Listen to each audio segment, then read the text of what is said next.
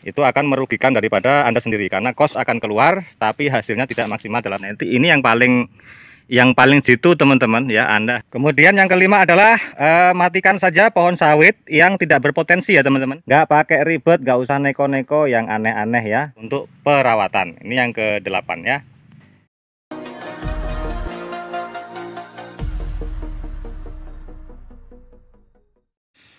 Oke, assalamualaikum warahmatullahi wabarakatuh. Salam kopi inspirasi 81 teman-teman.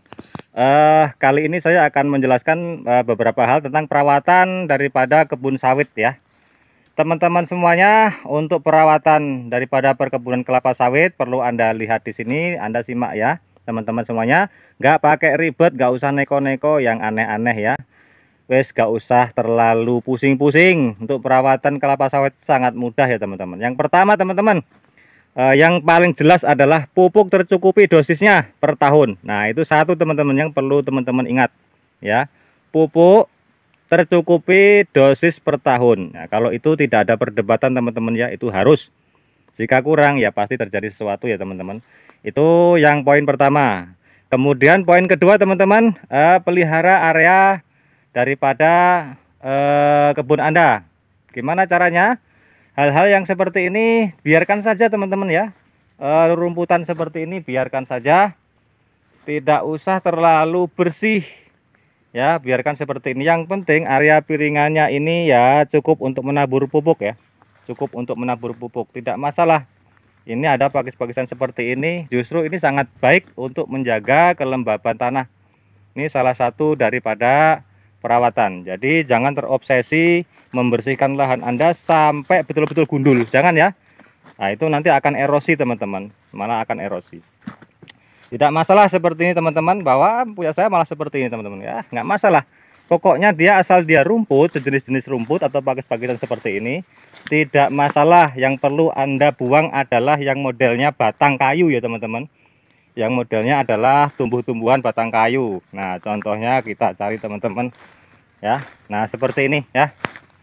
Nah ini perlu Anda buang seperti ini, atau rumput yang seperti ini ya bisa Anda buang. Nah tapi yang jenis pakis-pakisan atau rumput-rumput seperti ini tidak perlu teman-teman, biarkan saja. Jadi tidak perlu terlalu ribet dalam merawat kebun kelapa sawit. Kemudian yang selanjutnya adalah susun pelepah teman-teman. Ini yang ketiga ya, susun pelepah dengan benar ya.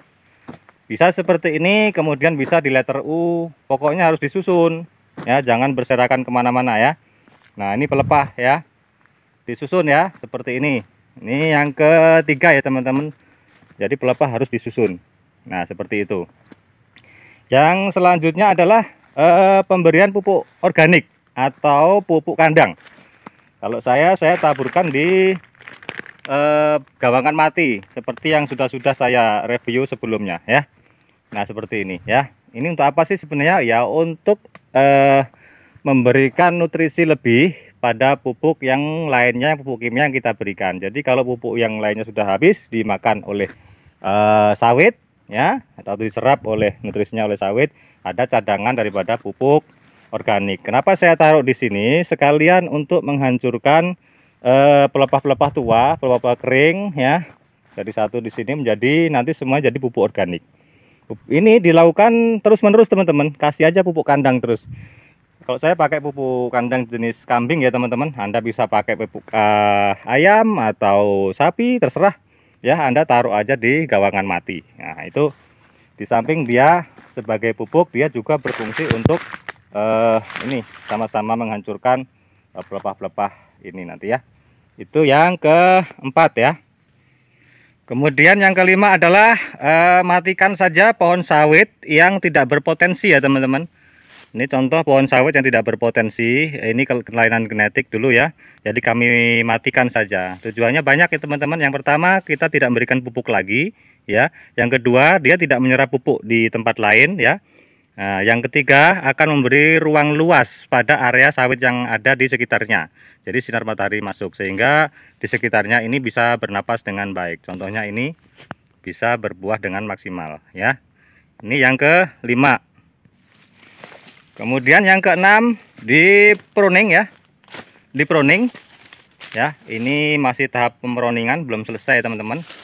Kemudian tetap disisakan pelepah di bagian bawah buah ya. Anda bisa pakai songgo 2 atau 3 ya, atau songgo 1, tergantung Anda cara pemeliharaannya seperti apa ya. Tapi sisakan teman-teman, jangan sampai gantung ya. Jangan sampai buahnya itu gantung ya. Tapi sisakan sebagai songgo. Ya, minimal songgo 1 ya teman-teman. Kalau masih segini saya kira masih bisa kita memelihara songgonya ya. Yaitu yang ke-6 ya teman-teman, di proning teman-teman, agar pelepah yang tua itu tidak memakan nutrisi lagi. Kita tidak memberikan nutrisi lagi pada pelepah yang bagian paling bawah yaitu tua ya, dirawat, di proning, kemudian pelepahnya disusun kembali. Itu yang ke-6. Kemudian yang ke-7 teman-teman, untuk perawatan adalah Anda harus sering-sering ke ladang Anda ya, harus sering-sering ke ladang Anda. Nanti ini yang paling jitu teman-teman ya, Anda harus sering-sering ke ladang. Untuk apa? Untuk melihat performa sawit Anda seperti apa ya. Sawit Anda kekurangan unsur hara apa, Anda bisa melihat ya. Misalkan kurang magnesium atau apa, Anda harus segera mengatasinya ya. Jadi Anda lihat performanya, daunnya seperti apa, buahnya seperti apa. Jadi kekurangannya nanti Anda bisa melihat, kemudian Anda bisa mengatasinya. Jadi kalau Anda tidak sering ke ladang, maka Anda tidak tahu yang terjadi di ladang Anda. Nah, ini sangat penting teman-teman ya. Itu yang sangat penting, Anda harus sering-sering ke ladang untuk memantau performa sawit Anda. Kekurangan apa, itu Anda segera bisa mengatasi. Itu yang ke-7. Nah, yang ke-8 adalah teman-teman pelihara area piringan ya. Area piringan harus dipelihara. Jadi Anda kalau melihat tanah Anda di area piringan itu kurang rata, Anda ratakan ya. Seperti ini. Supaya apa? Supaya pada saat kita pemberian pupuk itu bisa merata di seluruh bagian area piringan di sekitar sawit Anda ya. Kadang ada bagian piringan itu tanahnya menggelembung-gelembung, sehingga bagian atas itu ketika kita tabur pupuk itu ada yang tidak kena, ada yang kena. Nah, ini bagian yang harus Anda perhatikan juga ya untuk perawatan. Ini yang ke-8 ya. Yang ke-9, Anda harus perhatikan pasar pikul teman-teman ya. Untuk mengeluarkan buah-buah Anda ke luar arena ya, harus Anda perhatikan. Nah, ini yang sekarang musim hujan di daerah kami teman-teman, sehingga kami perbaiki terus, tapi ya itu rusak terus. Jadi kami terus memperbaiki ya teman-teman. Termasuk saya menyediakan ini batu-batu untuk disusun di pasar pikul ini ya. Jadi setiap kali kami memperbaiki lahan ini, jalan ini, tapi setiap kali panen pasti masih rusak teman-teman. Jadi harus terus diperbaiki setiap kali mau panen kembali ya, setiap saat. Itu yang ke-9. Yang ke-10 teman-teman, Anda perhatikan periode daripada pemupukan. Nah, ini sangat penting teman-teman.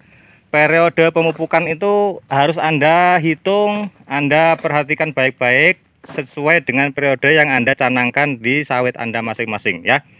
Dan juga perhatikan musimnya. Kalau musim hujan deras ya, sebaiknya Anda jangan memupuk, itu akan merugikan Anda sendiri ya. Begitupun musim kemarau, Anda juga jangan memupuk. Itu saran saya teman-teman ya. Ya. Itu akan merugikan daripada Anda sendiri, karena kos akan keluar tapi hasilnya tidak maksimal dalam pemupukan. Nanti kalau hujan hanyut ya teman-teman. Jadi periode diperhatikan, kemudian waktu pemupukannya, kemudian musim Anda perhatikan. Jadi jangan sampai Anda memupuk di waktu-waktu yang tidak diperbolehkan. Nah, itu teman-teman perhatikan ya. Nah, itu. Oke teman-teman, jadi perawatan-perawatan yang simpel yang seperti itu, yang tidak ribet juga sebenarnya teman-teman. Anda cuma hanya memperhatikan sawit Anda di ladang Anda, kekurangan apa, kemudian metodenya seperti apa. Itu sudah cukup seperti yang saya jelaskan tadi ya teman-teman. Itu sawit Anda ya minimal seperti yang punya saya seperti ini ya teman-teman. Bisa bagus ya, lumayan ya. Nah, itu yang perlu Anda perhatikan dalam pemupukan. Sampai di sini teman-teman untuk pertemuan kita kali ini. Semoga bisa mengedukasi teman-teman semuanya dalam hal perawatan kelapa sawit ya teman-teman, kebun kelapa sawit Anda. Sampai jumpa. Assalamualaikum warahmatullahi wabarakatuh. Salam kopi inspirasi dalam 81.